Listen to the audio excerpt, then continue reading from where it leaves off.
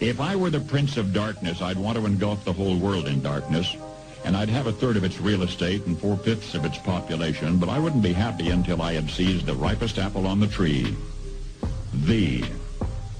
So I'd set about, however necessary, to take over the United States. I'd subvert the churches first. I'd begin with a campaign of whispers. With the wisdom of a serpent, I would whisper to you as I whispered to Eve, do as you please. To the young, I would whisper that the Bible is a myth. I would convince them that man created God instead of the other way around. I would confide that what's bad is good and what's good is square. And the old I would teach to pray after me, Our Father, which art in Washington.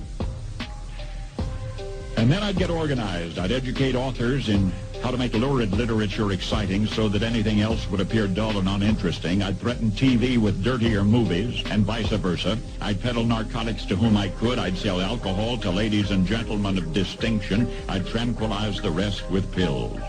If I were the devil, I'd soon have families at war with themselves, churches at war with themselves, and nations at war with themselves, until each in its turn was consumed.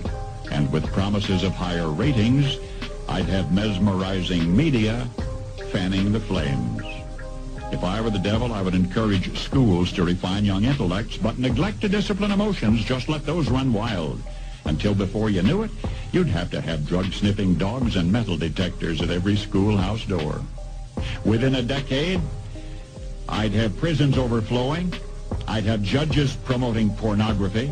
Soon I could evict God from the courthouse, then from the schoolhouse, and then from the houses of Congress. And in his own churches, I would substitute psychology for religion and deify science. I would lure priests and pastors into misusing boys and girls and church money. If I were the devil, I'd make the symbol of Easter an egg and the symbol of Christmas a bottle. If I were the devil, I'd take from those who have and give to those who wanted until I had killed the incentive of the ambitious. And what'll you bet? I couldn't get whole states to promote gambling as the way to get rich. I would caution against extremes in hard work, in patriotism, in moral conduct. I would convince the young that marriage is old-fashioned, that swinging is more fun, that what you see on TV is the way to be. And thus I could undress you in public, and I could lure you into bed with diseases for which there is no cure. In other words, if I were the devil, I'd just keep right on doing what he's doing.